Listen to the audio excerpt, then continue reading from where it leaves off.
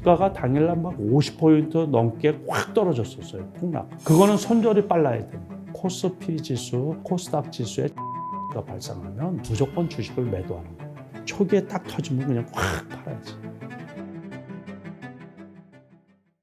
머니인사이드 구독자 여러분 안녕하세요. 처음 뵙겠습니다. 남석관입니다. 지금 12월 지금 초순이잖아요. 12월 달이 나쁠 것도 없고 좋을 것도 없고 그래요. 그러니까 중립이라 그래요, 우리가. 그래서 지수가 지금 2,500 전후로 왔다 갔다 하는데 최악이더라도 제가 보기에는 연말까지 또 나쁜 일도 별로 없거든요. 미국이나 우리나라나 금리 문제도 이제 다 대두가 됐고 마감이 거의 다 된 것 같고 시장 자체는 마감이에요. 그러니까 분위기상 외국계 같은 경우도 좀 그렇고 그래서 공격적으로 지금 매수하고 그럴 때는 아니고 관망 뭐 이 정도 시기죠. 그래서 2,450까지도 안 떨어질 거예요. 그렇다고 조금 2,550 가기는 조금 부담스럽고 그래서 거기에서 그냥 왔다 갔다 지난달부터 좀 올라온 쪽 이런 쪽은 이익 실현 매물들이 나오고 한 가지 이제 미국장이 좋거든요. 미국장의 주축이라고 할 수 있는 엔비디아나 테슬라 같은 게 치고 올라가는 분위기가 아니에요. 다른 종목들은 올라가는데 테슬라 같은 경우도 올해 가격이 좋을 때 290불 했었거든요. 그런데 지금 230불대 있고 엔비디아 같은 경우는 이번에 500불이 넘었었는데 지금 조금 떨어져서 460불대 있고 그러거든요. 그러니까는 고점 대비해서 조금 떨어진 거예요. 그래서 엔비디아는 뭐 이런 거가 막 치고 올라가야지 우리나라 그 관련 주식들 칩 관련 주식들도 좋고 그러니까 삼성전자도 73,000원을 못 들고 71,000원대까지 떨어졌다가 이제 거기에서 지금 왔다 갔다 하고 있거든요. 크게 나쁘지도 않고 크게 좋지도 않고 그래서 이제 올해 12월은 그렇게 마무리가 될 것 같고 1월 달까지도 뭐 급등세가 나오고 그럴 것 같지는 않아요. 경기 둔화 영향도 있고 기업 실적 문제도 있고 뭐 이래가지고 1월 달까지는 아마 제가 보기에 탐색전이지 않을까 싶은 거예요. 그렇지만은 내년에 1, 2월 달에 탐색전을 벌이다가 상반기에 의미 있게 좀 올라가지 않을까 싶어요. 그래서 내년에 이제 반도체 쪽, 칩 쪽이 호황이고 우리나라 반도체 수출도 지금 2개월 연속 상승이거든요. 그래서 만약에 디램 값도 상승하고 실적이 좋아지고 그래서 괜찮다고 그러면 마이크론 테크놀로지가 예를 들어서 한 90불까지 간다 그러면 삼성전자도 8만 원까지는 충분히 갈 수 있지 않을까 싶은 거예요. 그러면 삼성전자가 8만 원 가면 지수가 조금 많이 올라가겠죠. 2,800 이상. 2,800 해봤자 얼마 되지도 않거든요. 지금 2,500에서 보면 잘하면 2,900까지도 가고 3,000까지도 가면 좋겠죠. 근데 금리 인하 얘기가 있으니까 금리 인하를 한다 그러면 내년 3분기, 4분기 돼야 되는데 빠르면 뭐 2분기라는 얘기도 있어요. 미국에서. 금리 인하를 한다라는 것은 기업 실적이 나쁘고 경기가 둔화된다는 얘기겠죠. 그때 가봐야 되고 제가 보기에는 금리 인하를 하면은 주식시장이 조금 유동성이 들어오니까는 보통 과거에는 뭐 10% 정도 빠졌대요. 내년도 증권사 예측으로는 그렇게 높게 안 잡아놨더라고요. 2,800 정도면 상위권으로 잡아놓은 거고 2,650 잡아놓은 데도 있고 막 그래요. 미국 분석도 마찬가지고 내년에 S&P 500이 5,000포인트까지 올라갈 거다 그런 얘기를 하는 데도 있고 지금보다도 내년 말 주가가 낮을 거다 그렇게 분석하는 데도 있고 그러거든요. 그러니까 그때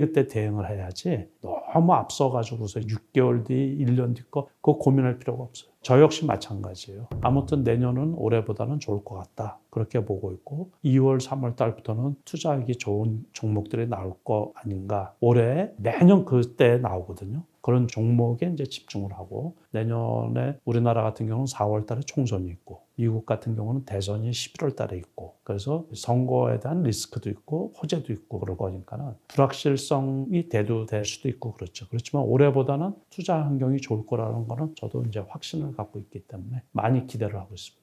상반기는 무조건 좋다고 보는 거거든요. 그래서 항상 1, 2월 달에 혹시 지수가 빠지고 주가가 나쁘잖아요. 그럼 적극적으로 매수하는 거예요. 무조건. 1, 2월 달에 혹시 지수가 나쁘고 빠지면 내년에 이제 좋을 섹터, 내년에 좋을 섹터는 제가 보기에 칩 관련주, HBM 관련 주식이 올해도 많이 올라갔는데 내년에도 괜찮을 것 같고 단기적으로 온 디바이스 종목들이 꽤 올라갔거든요. 근데 그게 조정을 받으면 당분간은 올라갈 가능성이 있어요.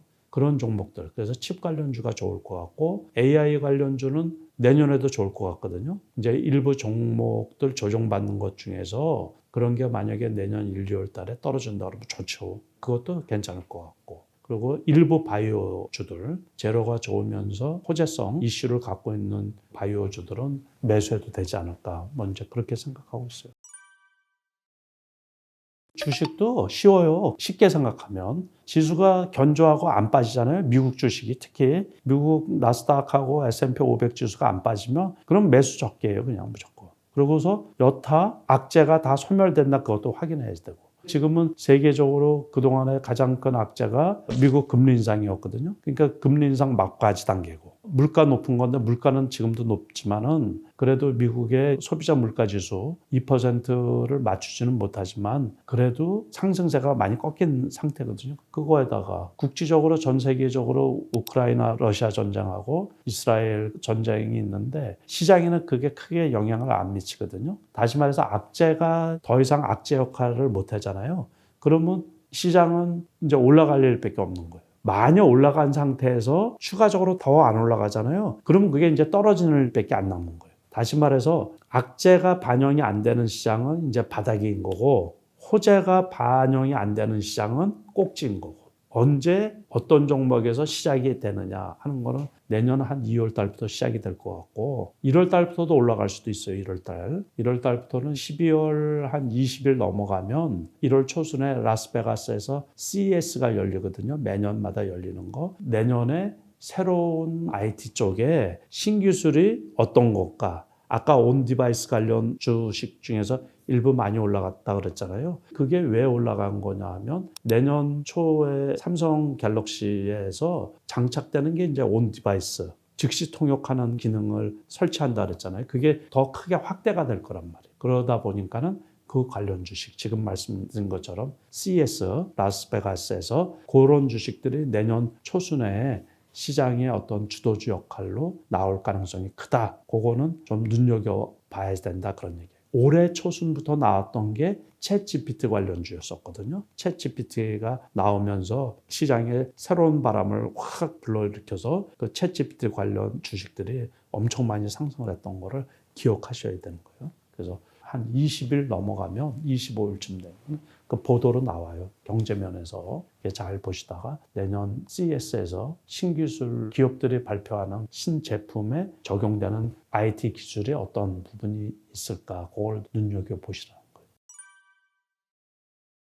가장 대표적으로 평상시에 지수 데드 크로스라 그래요. 우리가 코스피 지수, 코스닥 지수의 지수 데드 크로스가 발생하면 무조건 주식을 매도하는 거예요. 일단은. 그리고 개별 기업 같은 경우 그래프를 평상시 많이 보는 거예요. 그래서 바닥 대비해서 너무 고공에 있잖아요. 그래서 올라가는 게 멈춰지고 그러면 무조건 매도하는 거예요. 자기가 갖고 있는 종목 그게 오름세가 멈춰진다 싶으면 주식이 뭐 지속적으로 올라갈 수는 없죠. 그러니까 2월 달, 3월 달부터 시작을 해가지고 6개월 정도 올라가면 되게 많이 올라가는 거거든요. 그래서 우리나라 주식에서 중장기, 장기 투자가 되게 어려워요. 그렇기 때문에 자기가 보유하고 있는 주식에 늘 관심을 갖고 있어야 돼요. 신규 투자 말고 보유하고 있는 주식에 그래서 그래프도 보고 자기 기업 실적도 이렇게 살피고 그러면서 실적이 둔화됐다든가 실적이 나쁜 뉴스가 나오기 전에 벌써 주가가 이렇게 떨어지는 기미가 보이면 무조건 매도. 수익이 많이 나 있는데도 그때도 항상 관심을 갖고 있는 거예요. 그래서 그래프도 이렇게 보다가 오름세가 꺾이는 것 같잖아요. 그러면 무조건 매도.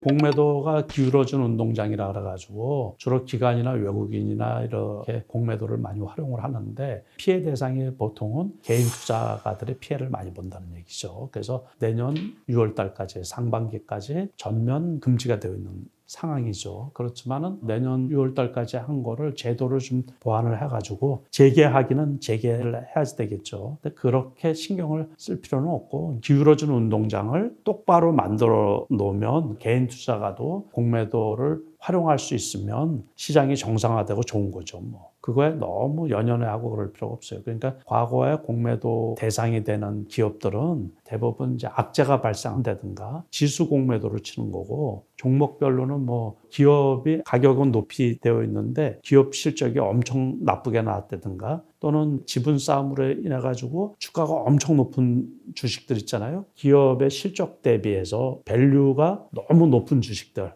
예를 들어서 허가 몇백 배 막 이렇게 나오는 기업들도 있잖아요. 그런 기업들 같은 경우가 이제 공매도 타겟이 되는 거고, 바이오 회사들 같은 데서 실적 대비해 가지고 임상 연구한다고 그래 가지고서 막 올라가는 주식들, 이런 주식들이 공매도 타겟이 되는 거죠, 원래. 그런 것들을 생각하셔가지고 합리적인 투자를 하면 공매도에 겁을 먹을 필요는 없죠. 투자자분들이 그것도 나중에 공매도가 재개가 돼도 공매도 역할, 선순환적인 게 있고 나쁜 부분이 있고, 그런데 잘 살펴가지고서 투자에 활용하시면 됩니다.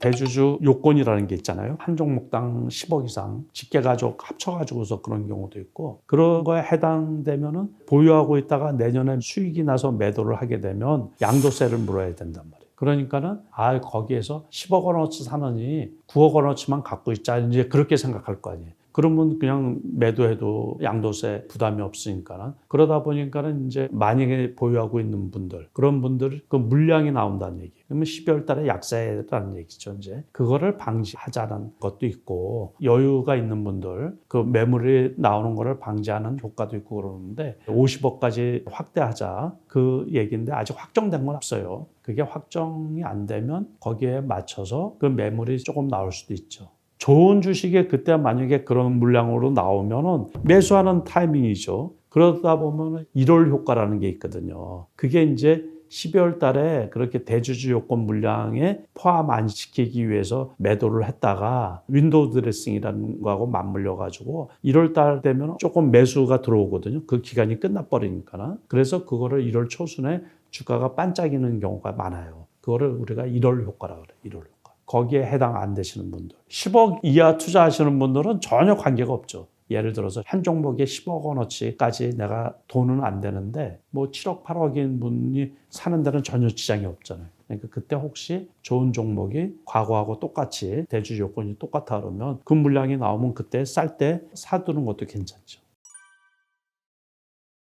그거는 손절이 빨라야 되는 거예요. 주식을 예측하고 시장을 예측하는 게 되게 어려워요. 불확실성이 너무 이렇게 많이 대두되어 있잖아요. 그리고 악재는 항상 소리 없이 찾아오거든요. 사람들 살다가 보면 불행도 예고 없이 찾아온다고. 불행에 대비해서 보험들 들어놓고 그러잖아요. 그렇지만은 주식에서 보험이 없어. 그러니까는 주식에서는 악재가 나오면 일회성인지 아닌지 파악하는 게 제일 중요해요. 과거에 북한에서 핵실험을 되게 많이 했잖아요. 6차례 했거든요. 처음에 핵실험을 터졌을 때 주가가 당일날 막 50% 넘게 확 떨어졌었어요. 폭락. 그러다가 3일 있으면 다 회복이 되는 거예요. 그러면 단기 악재지, 단기. 다른 나라는 전혀 관계가 없어. 우리나라만 단기 악재. 북한 리스크로 인해 가지고. 그렇게 일회성 단기 악재는 매수를 할 타이밍이죠. 오히려 떨어질 때. 그런데 미국의 큰 사건, 미국의 리먼 사태 같은 경우는 큰 사건 아니에요. 그럴 경우는 경제 자체가 무너지고 막 그러니까는 되게 오래 가잖아요. 그럴 때는 초기에 무조건 집어던져요. 그래서 어떤 뉴스나 어떤 악재가 나오면 이게 장기, 중장기 거냐 아니면 일회성이냐, 그 호재도 역시 마찬가지예요. 호재. 그래서 호재도 일회성 호재냐 일회성 테마냐, 테마주 투자라는 것도 있잖아요.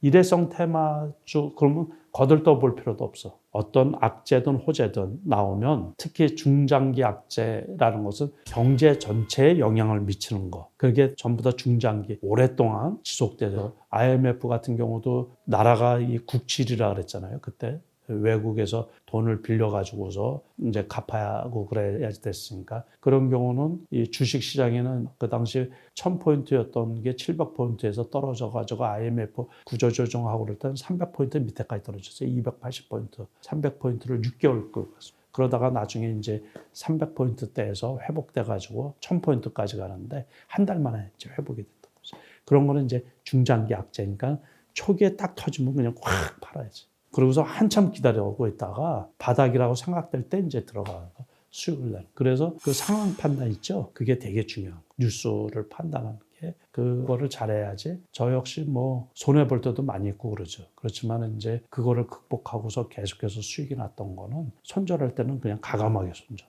그래서 뉴스나 호재나 이런 거를 파악하는 게 되게 중요한 거예요. 이제 손절할 때는 손절하고. 그게 어렵죠. 과감하게 들어갈 때는 들어가고. 항상 현금이 있어요. 투자자분들이. 그리고 지금은 과거처럼 고도 성장기가 아니라 그랬죠. 중국도 그렇고 우리나라도 그렇고. 중장기 투자가 되게 어려운 거예요. 우리나라에서는. 과거에 우리나라가 GDP 성장률이 5%대, 최소한 4% 이상이시던 그 시대 때는 그래도 중장기 투자가 가능했었거든요. 우리나라가 중국이 8% 이상 그럴 때는 그냥 괜찮은 주식 기업들 사놓으면 막 몇 배씩 올라갈 수가 있어요. 길게. 근데 요즘에는 성장률이 너무 많이 떨어져요. 내년에 우리나라 성장률이 2.1%, 2.3% 만약에 그 반도체 수출이 잘 된다 그러면. 근데 기업들도 어려운데 주식 투자는 결국에 기업에 투자하는 거잖아요. 기업이 장기적으로 성장하기가 상당히 어려운 구조거든요. 그러니까 투자하는 기업을 골라내기가 되게 어렵죠. 투자자 입장에서. 그래서 과거보다는 시대가 그렇게 변했으니까는 조금 방망이를 짧게 잡고 수익이 나면은 잘 지키는 그런 전략으로 가주시기 바랍니다. IT 산업과 반도체를 전체적으로 함께 볼 생각입니다. 왜냐하면 반도체는 IT 산업을 이루는 근간이고 핵심이 되기 때문에. 최근 서울에서는 물 들어왔을 때 노져야죠. 대형 평수 아파트 하나, 소형 하나, 한가 하나 바꿔도 돈이 남아. 이것만 아셔도 부동산의 가격 전망을 어느 정도 하실 수 있다.